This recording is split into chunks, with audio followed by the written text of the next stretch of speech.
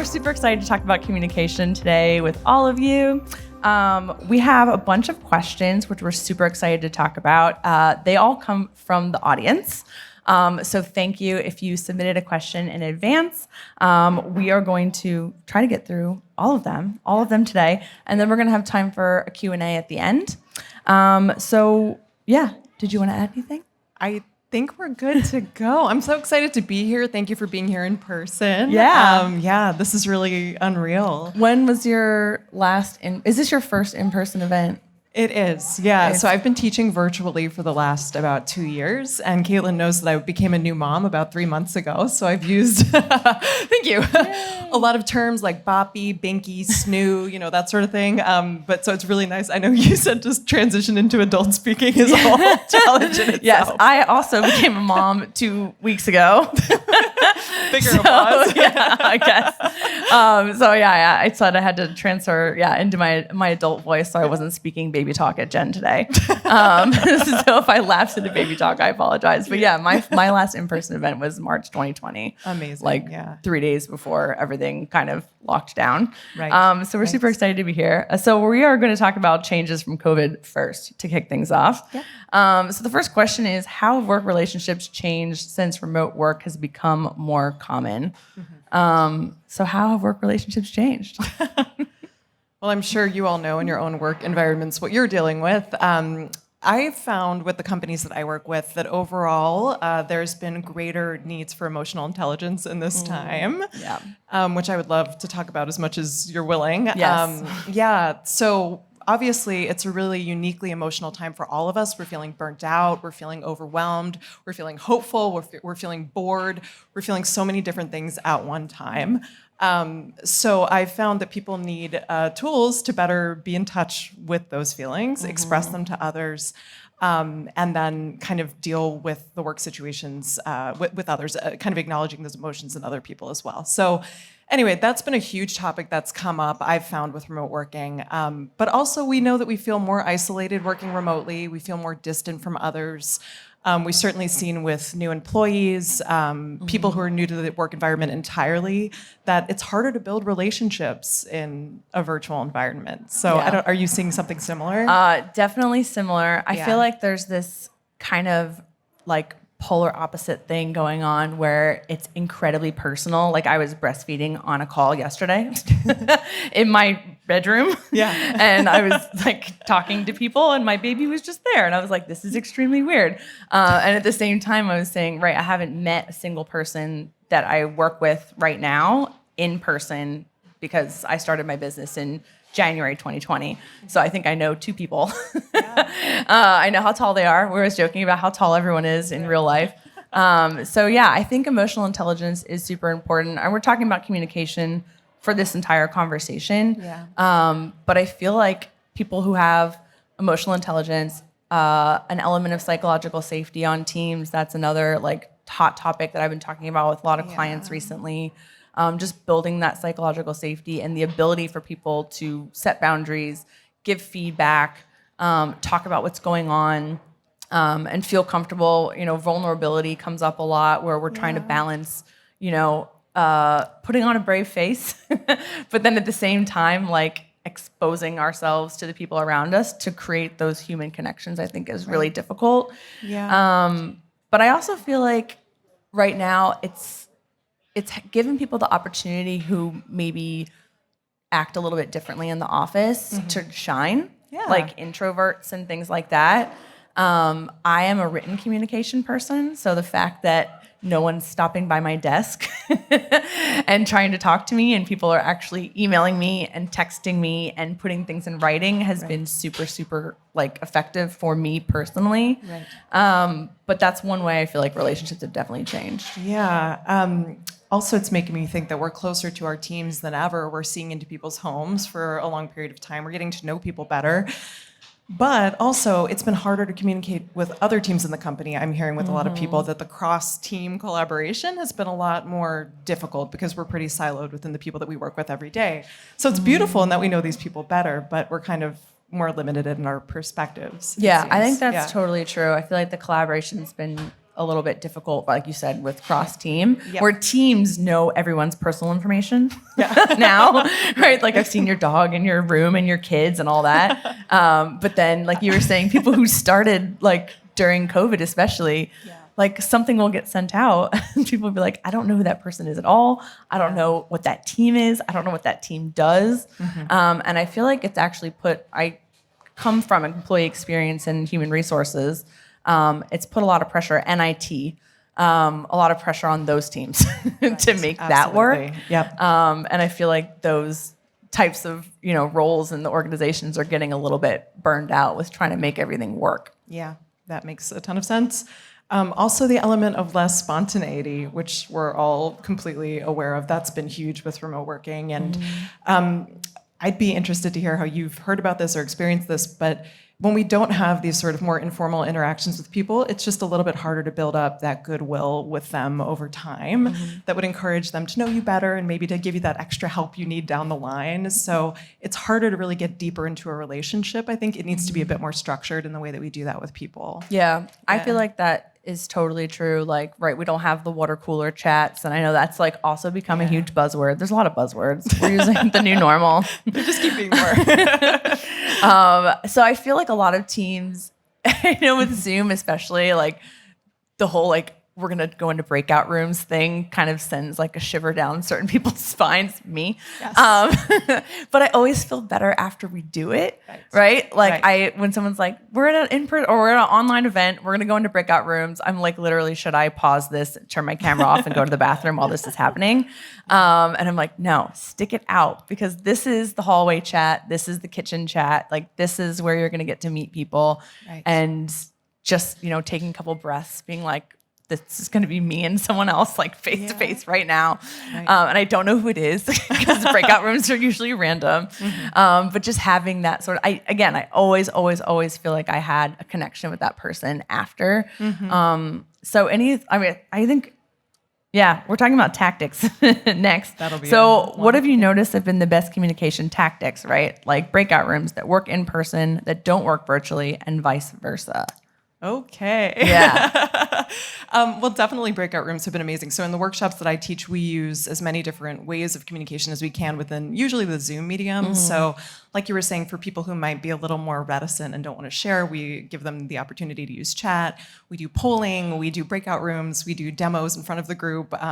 But my background is in performance, so I sort of have a bias towards, wanting to be big and being presentational in some ways, and I have to understand that not everybody's comfortable with that, and it's been great virtually to have all of these other options.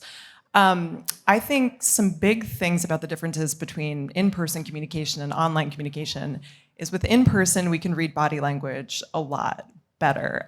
So I would often say to people, you can tell so much about a person from the moment they step into a room, from their stance to their gestures to their facial expressions. We can't really tell that virtually quite as well. It's a lot more structured. So we're in this like Zoom box. We're often very still. We have to be necessarily in this medium. So I think that that's huge. Just with in-person, something I would advise people to do is really think about the intentionality of their body language. And we're probably a lot more used to slouching now, kind of being in our technology. So taking the time to open up, be inclusive with your body language, all of that. So it's one thing I've been thinking about. Interestingly, virtually, I found the tone of voice is a lot more important.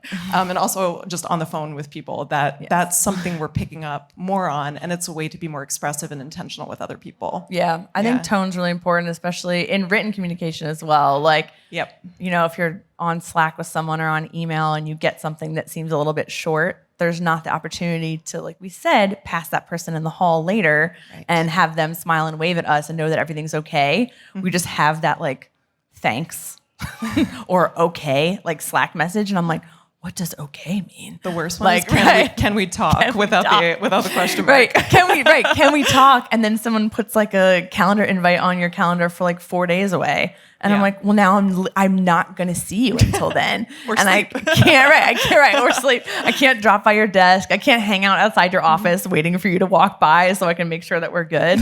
But body language is super important, right? I feel like right now, and I'd like to know your thoughts about this. I feel like the camera on or off thing is kind of a hot topic right now where people are like, you want to preserve your own self and not be on camera all the time. But I also agree that body language, like if you go in a meeting and everyone has their camera off, it is a little bit jarring, especially if your camera's on. Right. And then you're like, do I now turn it off or do I like stand my ground and like keep the camera on? And then I don't want to make everyone else uncomfortable. Yeah. So what do you think? I think a lot Are you of a camera that, on or off? I'm definitely, You're on. I'm biased towards on, I do have to say, just because when we level up to face-to-face, we tend to be more focused on the relationship and build trust with one another because we can read more of the nonverbal cues, even though it is hard virtually, but you have a better chance, I think, if you have the camera on. So I much prefer that, but for me, it depends on a context of, we take so many Zoom calls every day that often, just during the course of the day, people find it's a relief to not have the camera on or just to level down to a phone call, for example. Yeah. So I'm open to that. But if it's like a workshop session where we're sharing, we're brainstorming, we're bringing up personal topics, to me, we're going to be more successful if we're face-to-face and have that trust. Yeah, I agree. I think camera on. I do like the kind of, like smaller team solidarity where someone comes on and this, again, goes back to just open communication where I'll pop on and be like, all right, I'm eating lunch and I don't want everyone to see this. And someone else is like, I'm also eating lunch right now. And I'm like, oh my God. And then we all keep our camera off and it feels great. And there's only 6 of us and it turns out fine and we're all good and we all know each other. Right. But I don't want to look at everyone's gray little like sad profile Zoom thing and just be like, who is there? Especially if I'm teaching or doing something. Because like right now I can see you all smiling brilliantly at me and having a wonderful time. But virtually, when you're like, you don't see everyone in the audience, you're just like, is this landing? Is it hitting? Like, do people understand? The ability to reading the room becomes so hard. When we're in person, I feel like we pick up on complexities, subtleties of body language, tone of voice, facial expressions, but we're just not able to do that, unfortunately. No. So you have to rely on some things like, do people have their camera on or off? Do they seem like they're looking at other windows? Are they smiling? Are they nodding? Those are all little cues that they're with you, but it is overall a little bit harder to be more intentional in that way. It is super hard.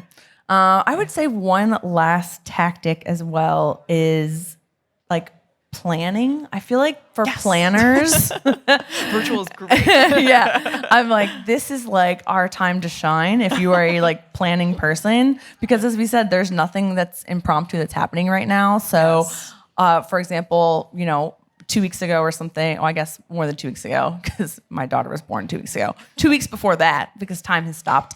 I was, talking to someone and we were like, okay, we can press this deadline later and later in the week. And because we're not in person, we didn't realize that the last person we needed to sign off on something was like out of office. Whereas if we were all sitting in the same room, we would know that person was on vacation. And we didn't know until we emailed them the thing being like, can you sign off on this? And they were like, I'm on vacation for 2 weeks. And then we had a mad scramble. So that kind of planning where you are like, whatever you have to do, like starting off your week on a Monday and checking in with everyone you're going to need to check in with to make sure that they're there, that they exist, that they're available, having things on the calendar a lot earlier. Like people, can't be like, hey, I need 10 minutes to talk to you because I'm like, this day's over. I'm booked on back-to-back Zooms. Like there's not a lot of impromptu right now. So I would say planning in advance your communication strategy or who you need to sign off on anything or connect with during the week is really important right now. That's also just reminding me to plan to hear different people's voices in a meeting can be a really big issue with planning. That's so important that we make sure that the virtual meetings are set up in a way where everybody gets a chance to participate, because we can get lost in a gallery of squares. I found for the people that it was already hard to speak up for them, it's become harder in virtual environments in some way, unless there is like an alternate chat function that they could use. So the planning, the structuring of those sessions to make sure they work. I really like that. Because like in person, do you ever use like 3 Before Me? Did you hear about that? I've heard of it, but I'm not sure. So it's like, I talk a lot. I don't know if that surprises anyone. And something that I try to use when we're in a group is 3 people have to talk before I talk again. And I don't know if it's like a school thing or an improv thing or something, but it's 3 Before Me. So we try to use that in person. And even in person, I was like, oh my God, like the same, me and 2 other blabbermouths are talking during this entire meeting. But you're right that I can then see the person who's just sitting there silently. And I'm like, you need to speak now. And I'm going to ask you a question or whatever. But when you're like lost on this grid of 60 people, you have no idea who's spoken, who hasn't. But I agree that having the different methods, I actually really, you said Zoom polling before. I love a poll. Yeah. I was like, I think it's great. I feel like it starts conversation because people see like the opinions of everyone else and what's going on. But I think using all those different things, as like a moderator or whatever, like a host of an event, I think is really important. And you're not just using like, all right, unmute yourself and speak up if you want to interrupt me while I'm talking. That's like, driving the introverts more into the background. Right. Yeah. You'd have to think about like, could people submit topics in advance they want to talk about? Are there ways to make it comfortable for people?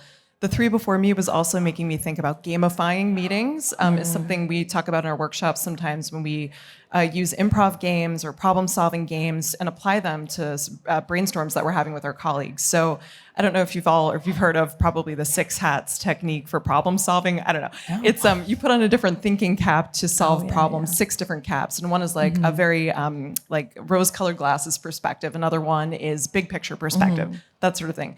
So we teach people that you could have participants in the meeting take on these hats and then all offer those perspectives. So it's simple things like that. Yes, anding an idea, improv, that sort of thing. Yeah. That's so It can go a long way. It's like a little structure, but it's just enough.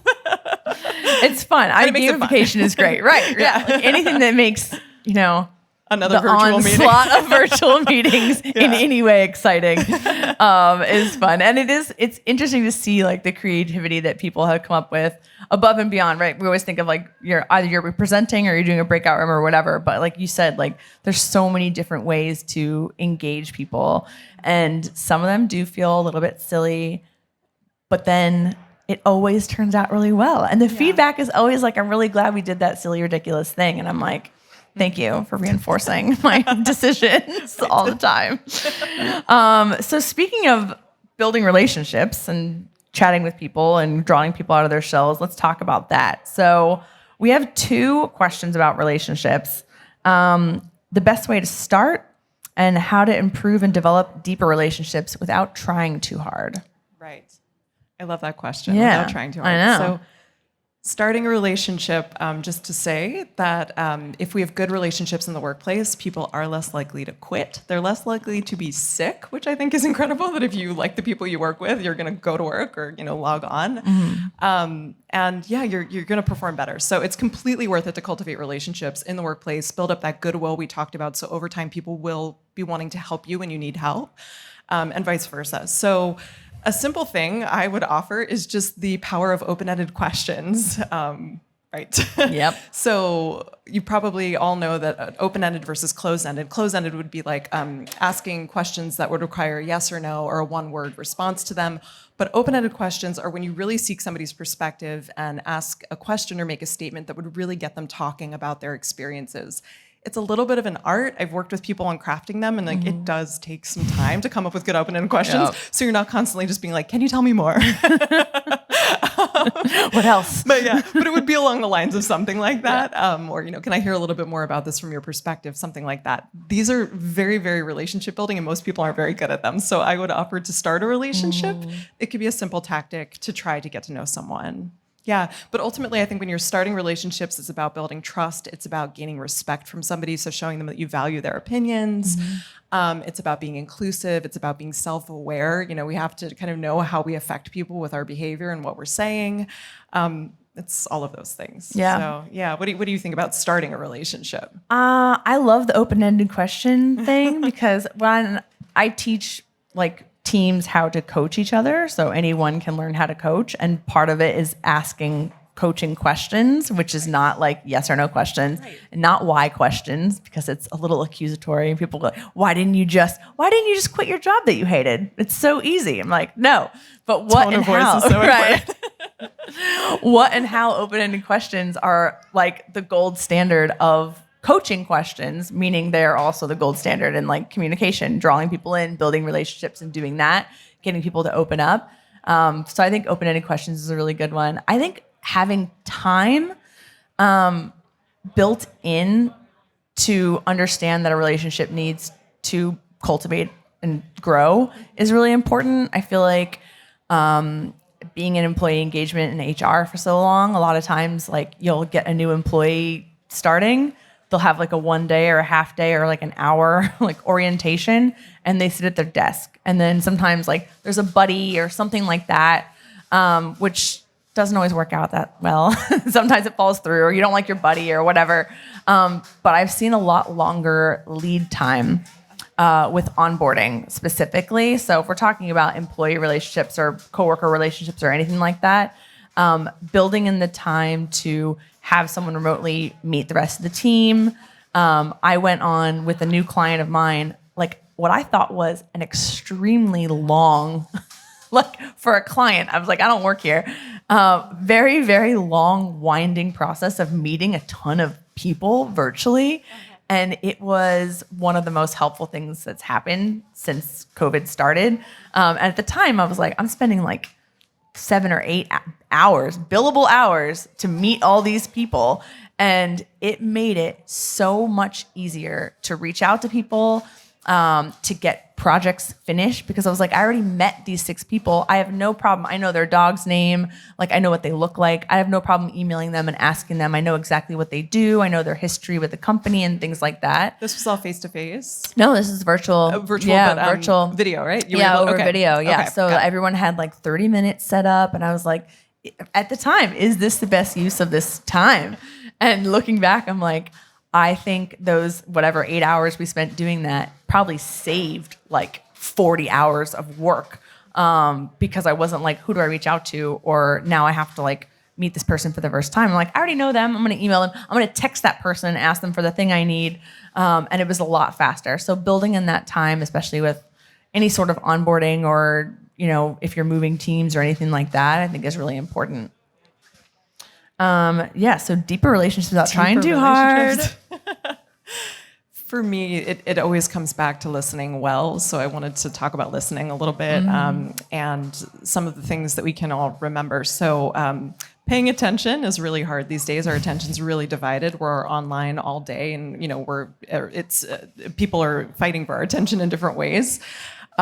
So being able to have a singular focus on somebody as they're speaking to you, knowing that we were going to be here today having a conversation. This is a particularly weird thing because we have an audience, but we also are in conversation. Yeah. So there's not just a singular focus, but the ability to fight distractions, you interrupting others is really big. And also kind of putting our judgments aside when we're talking to people, or people are talking to us rather, that, we're not thinking ahead in the conversation and all of that, or thinking about how to one-up somebody or win that conversation is so hard. Yeah. And I teach this, but it's very, very hard in practice, I find. And I guess just a few other things are, the ability to really, if you want to deepen a relationship, reflect back to people the things that you hear them saying. I'm sure you deal with that in coaching all the time. Yes.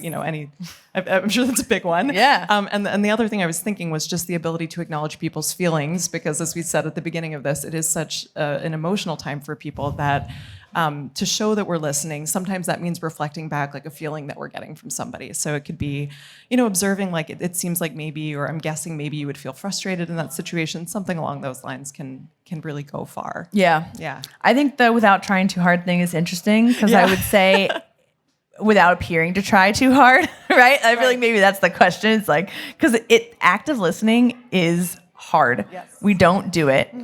When you were talking about active listening, I was formulating my next response. And then I was like, you should be listening to Jen right now, Caitlin, because you don't want to repeat what she just said. And I was like, not actively listening. But yeah, I would say, right, I'm going to say it. Validating someone's emotions, right, mirroring what they said, repeating it back to them, I think is really important. How does that play into coaching? I'm just curious with reflecting back and validating. So when I teach the peer coaching program, I have an entire module just on active listening that is longer than all of the other sections because it's so important. So I again, without trying too hard, I have a lot of scripts that I have people use, right? Like I say, that makes total sense probably 500 times a day. Like I just, it's how I validate everyone. Someone's like, here's my problem, blah, blah, blah, blah, blah, blah, blah. I'm like, that makes total sense. And right away, they're like, Caitlin cares about me. Like, okay, great. And then I'm like, okay, so how are we going to solve this problem? And like, let's do this whole coaching thing, et cetera, et cetera. But active listening, like when you can listen to someone, repeat back, paraphrasing what they have just said to you.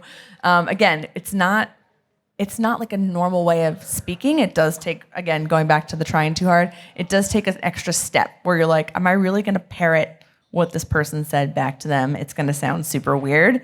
But then you do it, and the other person's not like, why did you just repeat what I said to me? The other person says, wow, they understand exactly what I said because they just repeated it back to me. So it takes an extra effort to actively listen and use the tools that we just talked about, but the person like doesn't notice, I guess, right? Like they don't notice that you're trying too hard to do it because we all have an ego. So when they feel listened to, they're like, wow, like that's amazing, right? Yeah. Like you're playing to the person's ego essentially. This is making me think of, I hope I get the term right, but a closeness communication bias where with people we know, the people we know better, we listen to less because we assume we know what they're going to say next more and more. And somebody recently kind of pointed something out to me that resonated with me because of my background in acting and performing, which was the idea that we perform listening sometimes. That, it resonated with me, Caitlin, when you said that you say that makes complete sense 5,000 times a day because I do it too. But I find sometimes that I rely on that too heavily, even when I'm not listening. That I might just say it to make somebody feel heard, but then I'm like, did I actually hear the thing that did I listen? Because it's hard. You will always be trying too hard when you're listening. Right. And it's something we have to constantly check in on over time. Yeah. I think no matter how good we think we get at it. Yeah. Also, like I used to walk into team meetings and be like, okay, phone's away. And everyone's like, I'm not going to use my phone. And I'm like, you need to put your phone away. Yeah. It can't be here, right? Same thing with like my husband in Pokemon Go. Yeah. He's not allowed to play Pokemon Go when I'm talking to him because if I say, are you listening to me? He says, absolutely, I am. And I'm like, what Pokemon are you catching right now? Because that is where your attention is. And I know this for a fact. And he's like, no. But like you said, the people closest to us, we fill in the blanks, right? We fill in the blanks to what they're going to say, even with coworkers. Right. I assume based on prior knowledge of something someone did a year ago, I fill in all the blanks about why they're doing the thing they're doing now or why they're saying what they're saying now. But as we said, with the whole like, open-ended questions, really getting into why someone's doing something, what someone needs, how we're going to solve a problem, and listening to what the issue is at that time and not assuming, I think is super important. Have you heard of positive bids from the Gottman Institute? Are you familiar with that idea? There was this BIDS, it's BIDS, and there was this research done. It was actually with married couples, and it showed that people were less likely to get divorced over time if they displayed what they called positive bids, which was essentially turning towards somebody, I think is how they phrased it. It could be listening, it could be validating what somebody says, it could be laughing at their joke, it could be just having open body language towards them, but it was like these very minute things that show somebody that you support them. So breaking down your communication at like the smallest level, I think if you want to think about deepening a relationship, those everyday little things like, helping somebody solve a problem that they're working through or something like that can go a really, really, really long way. Yeah, I love that. And listening is obviously a huge listening, right. One of my favorite ones is, do you want to solve this problem or do you need to vent? I think it's super helpful as well with coworkers or personal, right? Like my mother, if I say something, the woman, and this is the reason I am the way I am, but if I'm like, this is a problem that I'm having, she goes into problem solving mode. And I'm like, I don't need that. I can solve all my own problems. I'm great. You raised me really well, right? I need you to listen to me vent. And she's not interested in that ever. So right. So I had to learn that thing, right? Because I do the same thing. If someone comes to me with a problem, I'm like, let's solve this together. And they're like, no. Yeah. It's not what I need right now, right? I just need you to listen to me. And I'm like, but the problem, it won't get solved, right? Yeah. But that's not what they need. Right. Yeah. It's so natural in a work environment to be like solution oriented. So with much. Your teams, of right. course. Yeah. Everyone puts it on their resume, right? I'm a creative problem solver. It's on my resume like 4 times probably. Yeah. But I would say I'm just going to X all that out and be like emotional intelligence whiz. Sometimes we just need a venting buddy. It's needed. Yeah. So let's talk about communication styles actually. Sure. So someone asked, what are tips for me to identify what my colleagues' preferred communication styles are And then another person asked suggestions for how to navigate when you and your coworker do not have the same communication style. So I have a hard tip here. Yes. Which, have you heard of the book No Hard Feelings? No. So Molly West Duffy and Liz Fossline, I don't know how to pronounce her last name, co-wrote this book. It's about navigating emotions in the workplace. Their website is really awesome and has a bunch of like free tools and like worksheets and downloads and stuff. And they have a communication style worksheet on their website for free. I downloaded it. I added some extra questions for my team like 2 years ago. And I bought a pizza. We all downloaded this worksheet. I added my stuff. We all filled it out. And then we had a meeting where we talked about it. And it was one of the best meetings this team is very close, hung out all the time. One of the best meetings we've ever had. Because it was like a mix of like business and pleasure, right? And it was like fun. It was almost like a personality test, right? I was like, how do you like to be communicated with?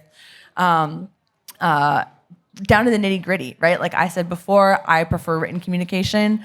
I did not realize that my long, detailed emails were like torturing the rest of my team because they were like, I just want you to drop by my desk and tell me what's going on. I'm like, who would ever want that? That is actually my nightmare. Like, I'm not going to do that ever. And they're like, no, that's what I need. And I'm like, oh my God, Caitlin, you are a quote unquote communication expert. Like, why is it taking you so long to actually ask this person?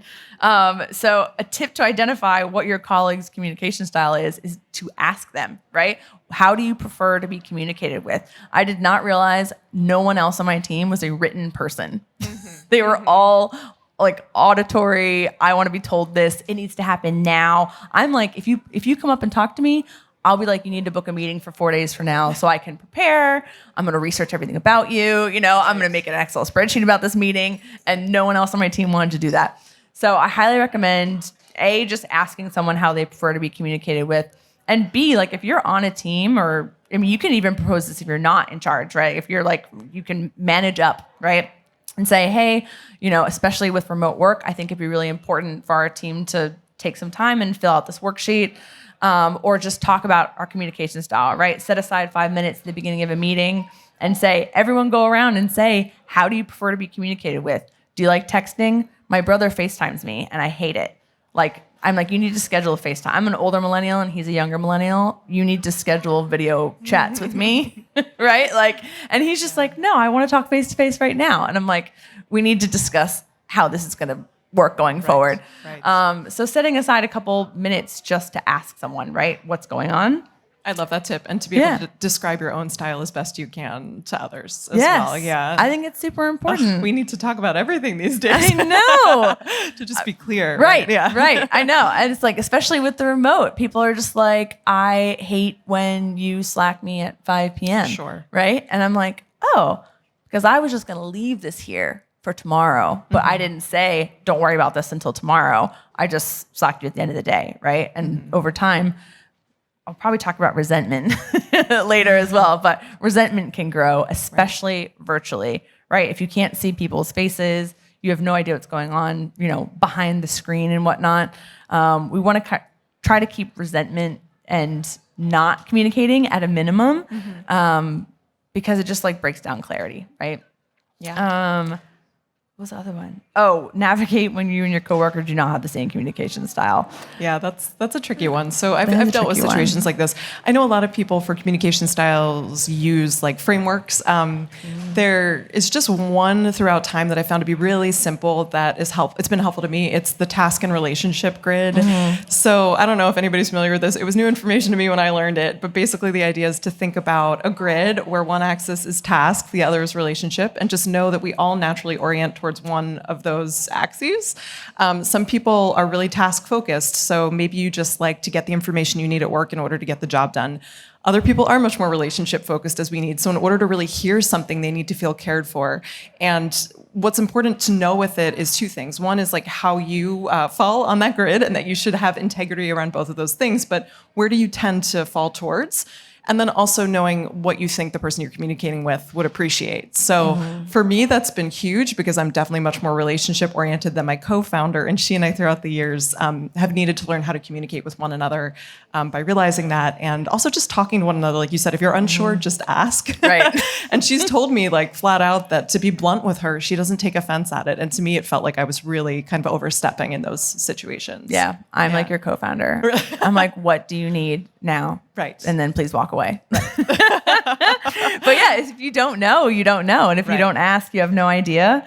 Right. I would say again, with the different communication style, like, yeah, acknowledging it, right? Like you said, like having some sort of shared language. So you said that framework, right? So this is why people, take, Myers-Briggs and all sorts of other tests to have a shared, like Hogwarts houses, a shared framework and a shared language for the way that you are.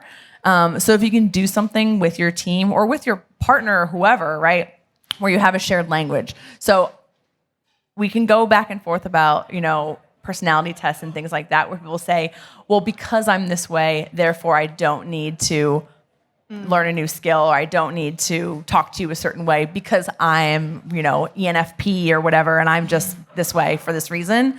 But I would say having some understanding of the way that you operate and the way that someone else operates, like you said, I think is really important. You don't have to do the Myers-Briggs test, with every single coworker, but just saying like, right, are you more task-oriented or are you more relationship-oriented? And if they're like, what does that mean? Drop them, let me Google that for you. And or another way, sometimes I've heard it described it with people as emotional or transactional. Sometimes people are a bit more transactional in how they interact in business environments, but sometimes we do let our emotions come in. So kind of just, being able to communicate that to goes people. both ways. Yeah, definitely. Yeah. Again, I'm going to say it another time, communication. It's all about communication is the most important thing. Yeah. Asking someone and telling someone. One more thing I wanted to say is just something, it's reiterating that if we're having issues with somebody with a different communication style, I would definitely recommend a face-to-face interaction that can be virtual, but it's going to be so much easier to understand one another's intention if we can read at least facial expressions and some tone of voice and body language all together. Yeah. I think that's true. Definitely. I'll be like, you need to get on that video. I need to see your face for this. It's way too easy to text. I know. With a bunch of emojis. Right. Yeah, right. And then they're like, are we talking about the same emoji? So one of my favorite emojis is the upside down smiley face. I love that one, actually. I love that one too. And I use it in a very specific way. It's a little inexplicable. It is. And people are like, what do you mean by that? I'm like, I mean upside down smiley face. I don't know how much clearer I can be about this. But apparently the answer is a lot clearer. Right. Because people are like, I don't know what this is. Another tip I would say as well is, I talked about scripts before, but I like a feedback script that I share with a lot of people is like, when you do this or when this happens, it makes me feel, or the impact is XYZ, and I would operate a lot better, or we could have a much better relationship, or I could help you and be in a better position to help you if you did this instead. So when you interrupt me, it makes it difficult for me to finish a full thought.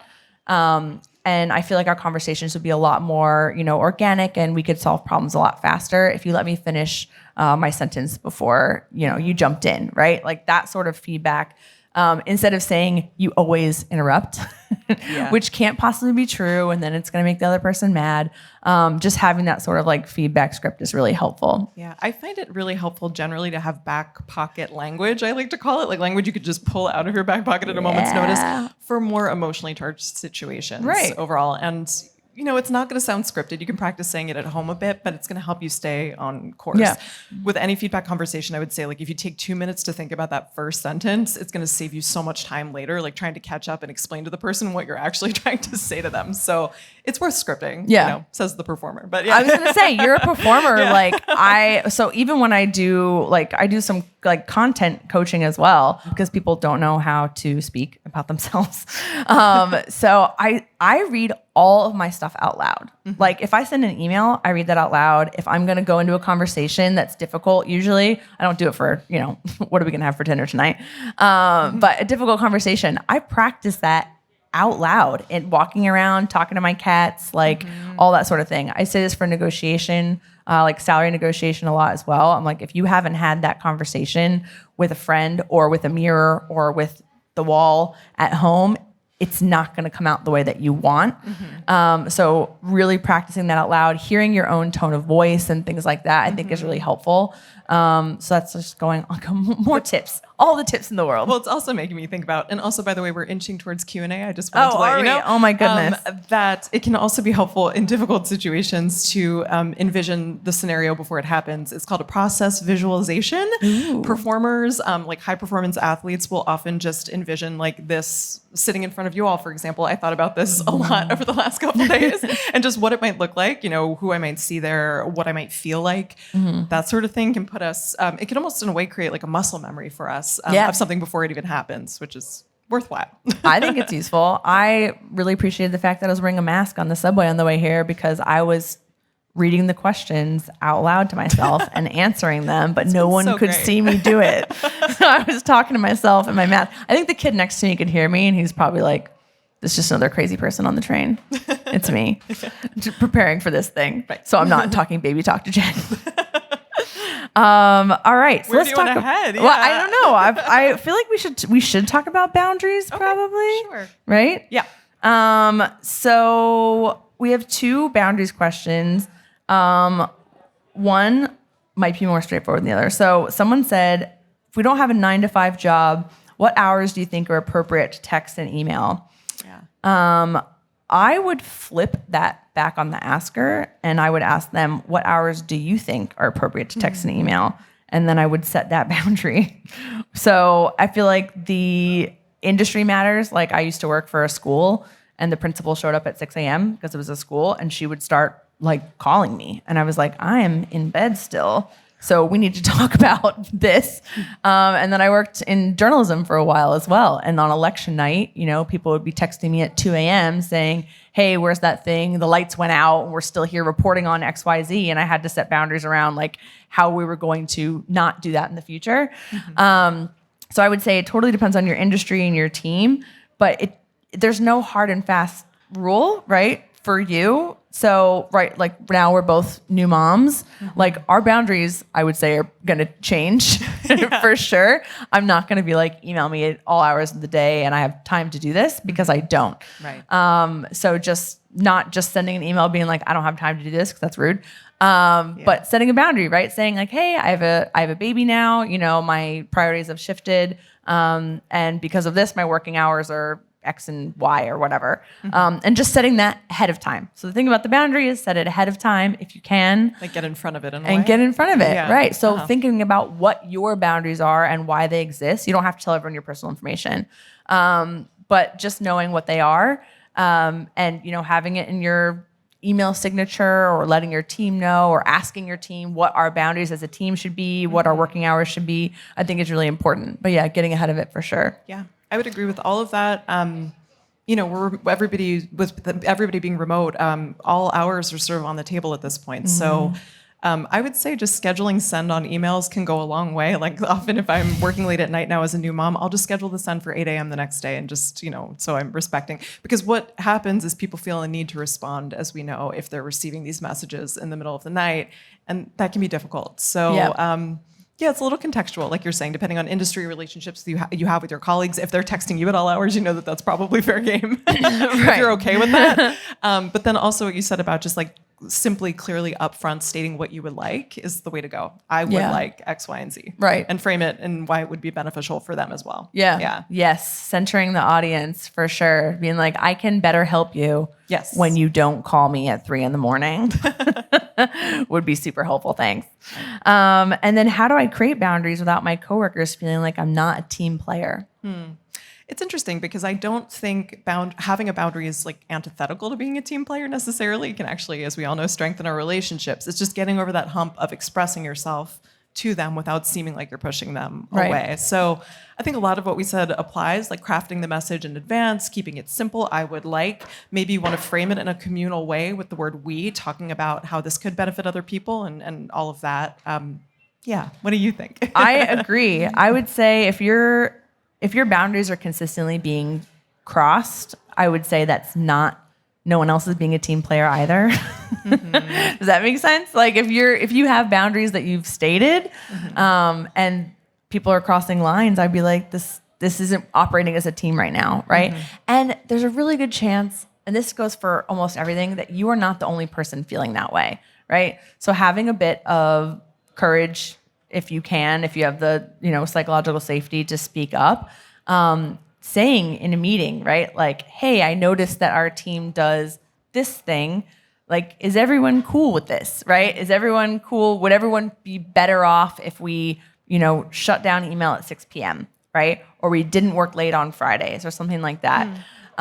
So if people are like, no, that's ridiculous, like maybe that's not the team for you, right? Like you also have to know your own boundaries and just being like, oh, okay, like this isn't a good fit for me. If my boundaries are consistently going to be crossed, like that's difficult. Sometimes it's hard to know if a boundary is being crossed too, because it's hard to know what our own boundaries are. It might just be a feeling that we have. So I don't know. I don't know what you have to say about this, but if you're feeling taken advantage of, if you're feeling like you're constantly like picking up the slack for other people, that's a good example of a time when you might want to consider setting a boundary. Yeah. I had to do that. You know this for sure as well, being a business owner. But when I started working for myself, it was like a free for all. Like 24 hours a day, I was on call for me. And I'm a terrible boss to myself with no boundaries. And I push myself super hard. I never thought about it that way, but it's true. Yes. I was like, I'm an amazing manager and I'm a terrible, terrible, terrible self boss. And I had to do basically a lot of journaling to set my own boundaries with myself. And I actually tried to hold myself accountable by telling my husband, right? I was like, I would prefer to not work past 7 p.m. on the weeknights. And I would like to get to a place where I'm not working on the weekends. And he's, again, playing Pokemon Go, do whatever you want, Caitlin. I'm like, thank you for listening. But yeah, having that, and I said it, I didn't do it right away. I had to say it over and over and over again, setting a boundary with myself, but knowing that that's what I wanted, where I was like, I need to sign off at 7. This is really important to me for XYZ reason. I would say it took 3 or 4 months for me to do it with my own self. So setting boundaries with other people can be really hard. But knowing what they are first, like you said, is super important because otherwise you just feel crappy. And you don't really know, you can't put a name to it. You don't know why, you just think you're on a toxic team. But when you say, you know what, my boundaries are being crossed and these are what they should be, I think it's helpful. And one other quick thing is, knowing your own boundaries and then thinking about what the people you work with need, that will help you have that empathetic perspective to continue to be a team player as you're communicating what those boundaries are. Yeah. At my new job, there's an opportunity to be mentored by a manager.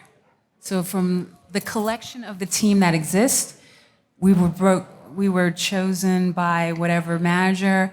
Now that relationship is about to start. It's very broad what to do to take advantage of it in a good way.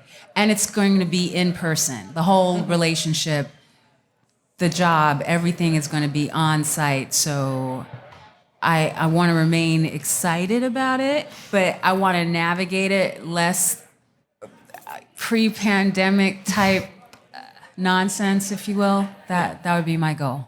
Similar to the boundaries, I would explicitly state with yourself what you want out of the relationship first. And that can change over time, right? You might meet with the person and they can say, I can actually help you in this way and I'm not as equipped to help you in that way or whatever.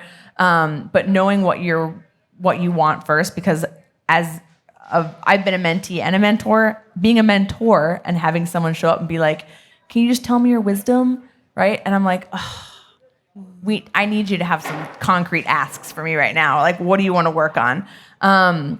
Is super important. It's going to help the relationship move a lot quicker. And then coming in with how you're going to help your mentor, because you can help your mentor. You're not there just to soak it all in and walk away, right? At the end of every single mentor-mentee relationship conversation that I've had as a mentee, I've ended it with, and what can I help you with now, right? What are you struggling with? So this is the same as similar to managing up or coaching. If you're doing peer coaching and you're kind of going back and forth with someone where you're more peer-to-peer level, just because you're in a mentor-mentee relationship doesn't mean there needs to be a power imbalance. And as a mentor, that person is going to value you so much more and really dig deep to help you out when they know that you're going to advocate for them as well, right? And so don't think that you don't have something to offer that person, because you probably do, depending on, whatever they do or the relationship. But even if it's just like, if they're working through something and you can be, an ear for them, lend an ear to whatever the problem is, I think is really helpful. So coming in with your ask and then also being there to offer something to them, I think is really important. Someone did ask, kind of on the flip side of boundaries, instead of like stopping people from crossing the line or stepping on your toes or anything, how do we politely ask to get more involved in the creative planning stages when others aren't looping you in? That question I was curious about, if it was within their purview already to be involved in creative planning, like maybe they were being actively excluded. I wasn't sure, or if it was an additional responsibility they wanted to take on. So if it is already part of your job description, I would just highlight the situation to the people that you work with by saying, I feel discouraged because it seems like I'm not being included in these situations. But if it's a new responsibility that you want to take on, you want to be part of this creative planning process, I guess some things to think about are, first of all, being proactive in developing the skills that you would need to be seen by others as somebody who would be involved in a creative planning process. So getting the additional coaching or training, taking courses, whatever you can do for yourself, I think could be really helpful in that situation. Yeah, I agree. Right. There are like two different ways to look at it. But again, with the, I think, I said the feedback script before, right? If you know you should be being looped in and you're not being looped in, speaking up is the best way to do that. And I said I was going to talk about resentment again. It probably was for this, right? You don't want to get to the point, right, where it did, where you are resenting your team for not looping you in, right? And making assumptions about why this isn't happening. Maybe you're blaming yourself, or maybe you're angry at other people or something like that, when it could be just like, I didn't loop someone in because I spelled their name wrong on an email and it auto-filled someone else's name. And the person was like, I was sad for 2 weeks because I didn't get invited to this meeting, et cetera, et cetera. I was like, oh my God, right? If you had just said, I would have been like, I spelled your name wrong. And I sent this to a random person who didn't show up to the meeting, thank God. So just saying to your team, right, that feedback, hey, if I get looped in earlier, and make it about them, kind of, right? Like make it about your audience.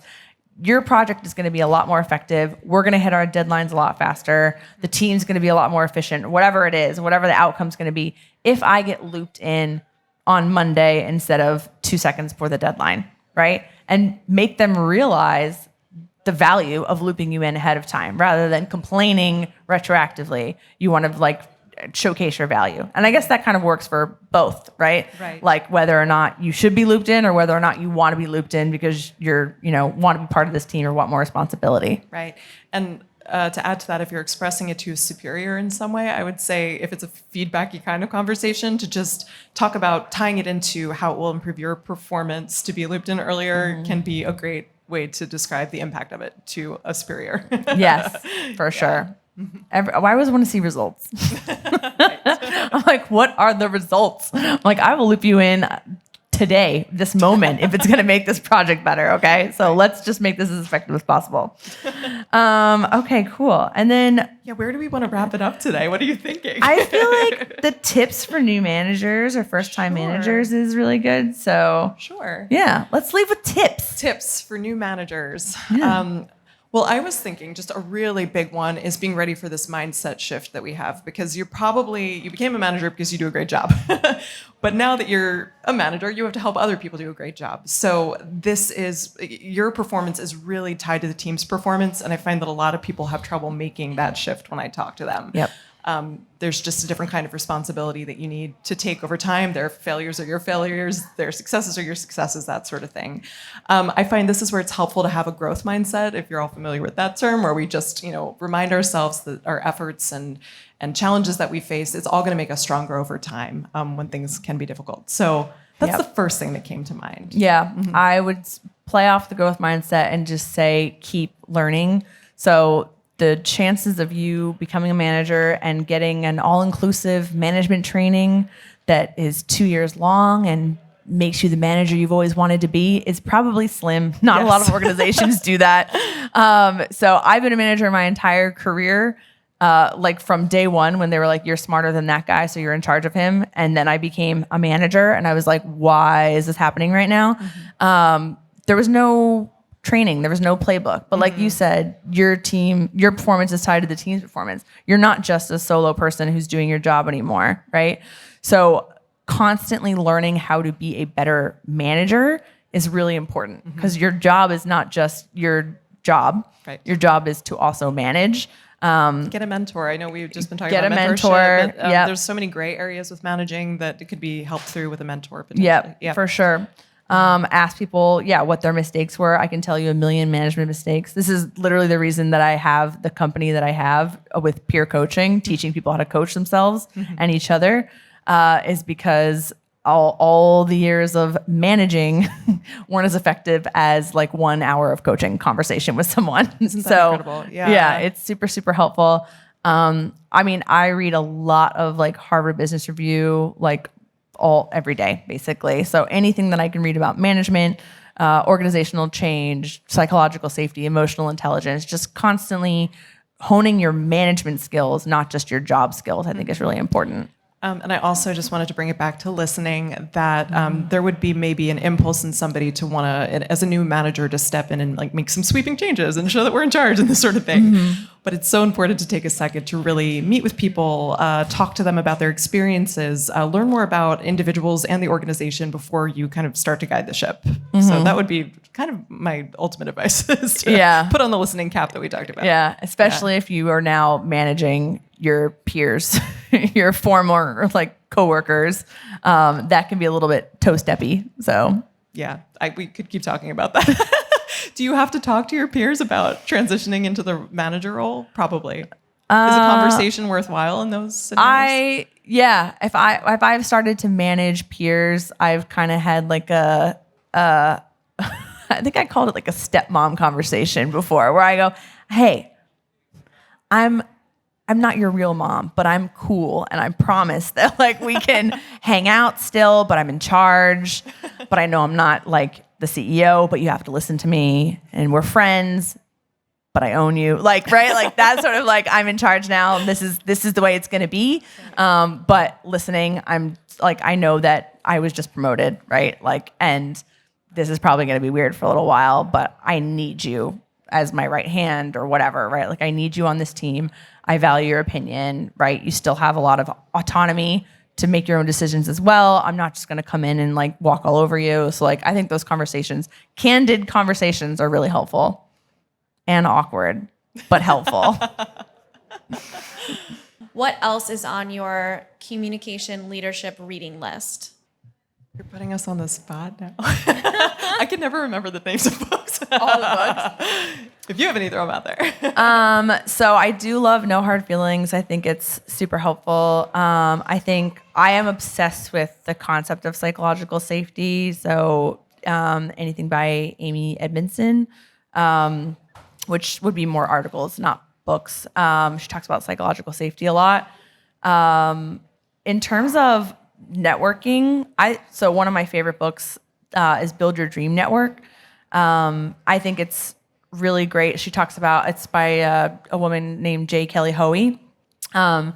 And she talks about networking in a digital world. So that's one of my like go-to like Bibles for like how to deal with people, how to network effectively, how to build relationships, both digital, online, and in person.